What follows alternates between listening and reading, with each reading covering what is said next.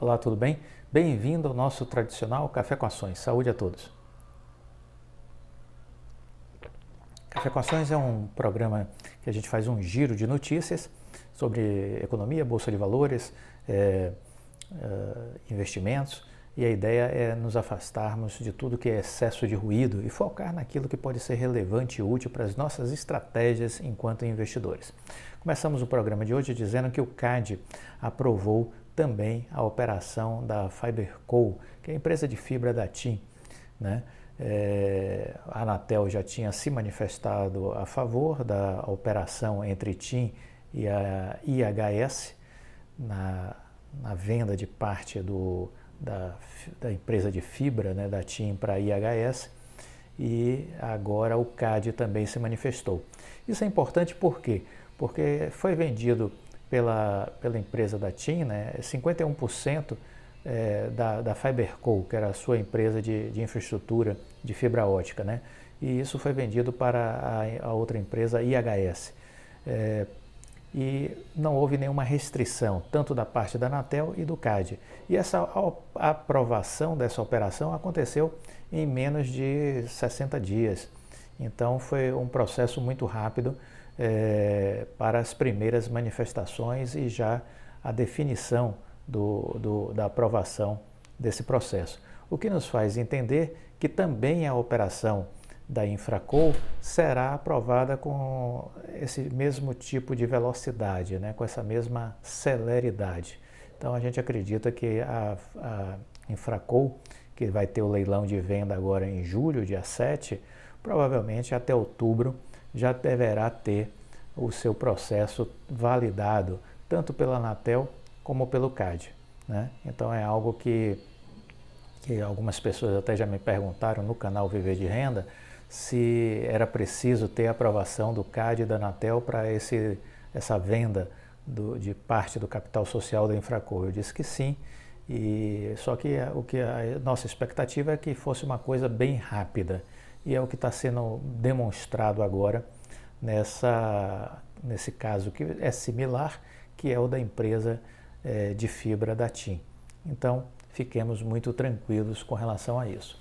Bom, outra coisa que eu queria destacar para vocês é uma notícia do Estadão sobre a questão da sustentabilidade, né? Está tendo um evento em São Paulo, começou na quarta-feira e termina hoje, e esse evento está discutindo a questão da adoção dos princípios sociais, ambientais e de governança por parte das empresas em todo o mundo. E o John Elkington, que é o conhecido, né, um britânico inglês conhecido como o pai da sustentabilidade, consultor renomado e um especialista muito ouvido pelas grandes empresas do mundo aí, ele declarou que é essencial que os governos também atuem nessa área, criando políticas públicas, como por exemplo impostos para emissão de carbono, e que isso é importante porque as empresas não são suficientes para deter com as suas políticas empresariais as mudanças climáticas. As empresas elas não conseguem fazer isso sozinhas, mesmo as maiores não conseguem. Elas podem fazer mudanças substanciais, sem dúvida, mas dependem de muitas ações do governo para que elas possam agir. Você tem que mudar o mercado onde elas atuam, mas o reconhecimento da necessidade do governo está se espalhando rapidamente, disse ele.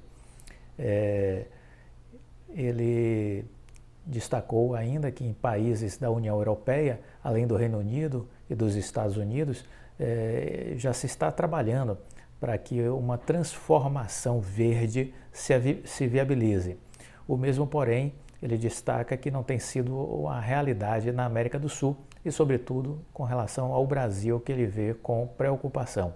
Elkington abordou alguns cenários preocupantes com relação à destruição na Amazônia, destacou que, obviamente, ele não queria deixar isso como uma crítica apenas ao governo Bolsonaro. Isso não é especificamente contra o governo, mas é uma das minhas maiores preocupações. Se trata exatamente se o governo está decidido a reverter o progresso de anos de tentativa de desacelerar a destruição da Amazônia. De acordo com ele, a saída da crise ambiental não ocorrerá se toda a população global não trabalhar de forma conjunta. Daí a necessidade do Brasil também ter uma atitude proativa nesse sentido. O que estamos tentando fazer na União Europeia e em outras partes do mundo não será suficiente. A Covid nos mostrou que a pandemia e a mudança climática só serão solucionadas se tivermos soluções globais, se nos unirmos, se todos estivermos caminhando em uma mesma direção em busca de um mesmo propósito. O inglês afirmou ainda que investidores e órgãos internacionais não deverão ajudar no trabalho de preservação ambiental do Brasil se o próprio governo não adotar iniciativas claras que façam isso. O investidor de fora tem de ter confiança de que está investindo em cadeias de valor e de que o governo vai assegurar que as pessoas normais não continuarão destruindo o meio ambiente. O governo precisa mostrar que o ambiente, nesse caso da Amazônia, que ele é um ativo, senão ninguém vai investir no longo prazo no país.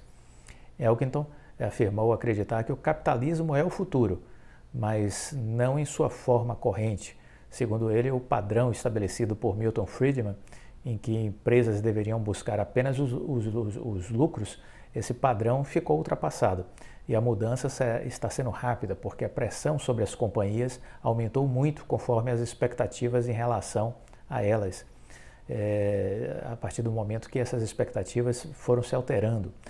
A indústria automotiva, por exemplo, o carro elétrico, há 15 anos, poucas empresas apostavam que o veículo seria adotado em larga escala.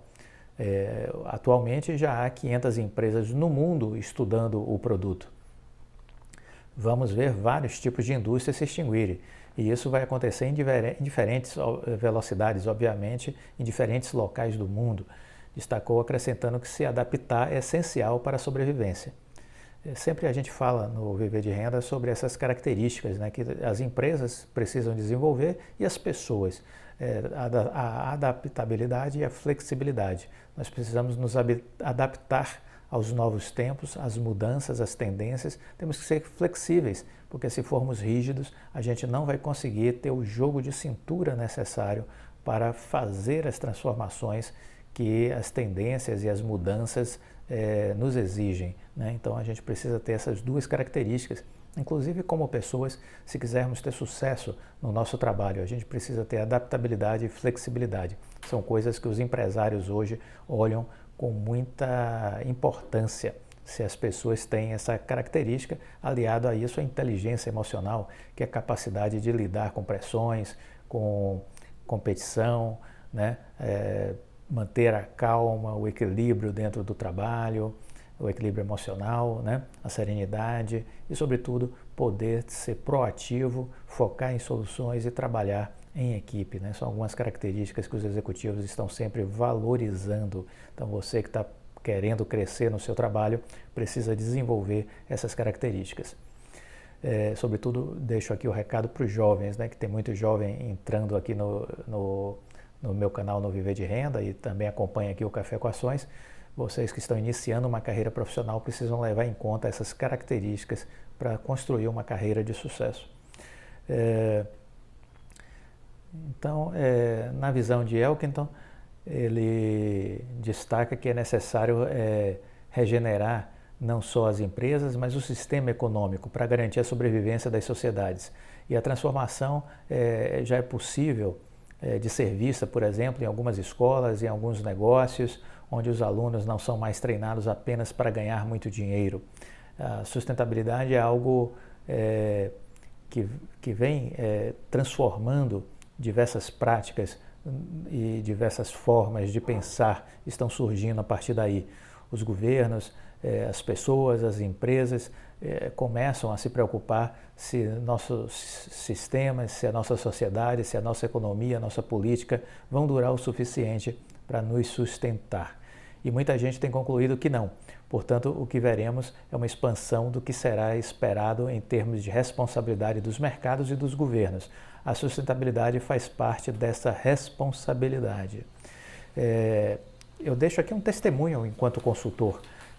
Essa prática da sustentabilidade era algo que na década de 80 não passava na agenda prioritária das empresas. Na década de 90 essas preocupações começaram a surgir aqui e ali, mas o foco ainda era fortemente na geração de lucros. Mas a partir dos anos 2000 isso começa a ganhar uma relevância crescente. E o que a gente vê é que ano após ano, sim, as empresas estão se preocupando com as questões, com os temas relacionados à sustentabilidade. E aí a gente fala do respeito ao meio ambiente, do respeito à diversidade, do respeito ao livre pensar, do respeito à interação das empresas com as comunidades, com os governos, uma série de questões que são transversais a essa visão da sustentabilidade. E tudo isso nos leva a mudanças profundas por parte das empresas que começam a ser vistas e avaliadas pela sociedade, pelas suas políticas e, ao mesmo tempo, pelos investidores que decidem ou não aportar recursos em empresas que, de alguma maneira, já estão afinadas a esse novo mundo, a essa nova visão, a esse novo discurso. Portanto, fiquem de olho, porque empresas que estão ainda distantes dessa tendência da sustentabilidade, desse olhar de ter práticas, né, que demonstrem um compromisso com a sustentabilidade, essas empresas não terão sucesso na Bolsa de Valores com o passar do tempo.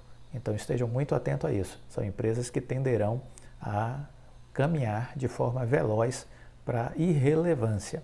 Então é preciso entender para onde o mundo está caminhando.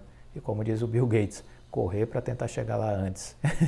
Então, essa é a ideia. Precisamos estar atentos a essa discussão, porque ela está acontecendo dentro do meio empresarial. Podem acreditar. Isso eu lhes digo por conta da minha vivência dentro do ambiente corporativo.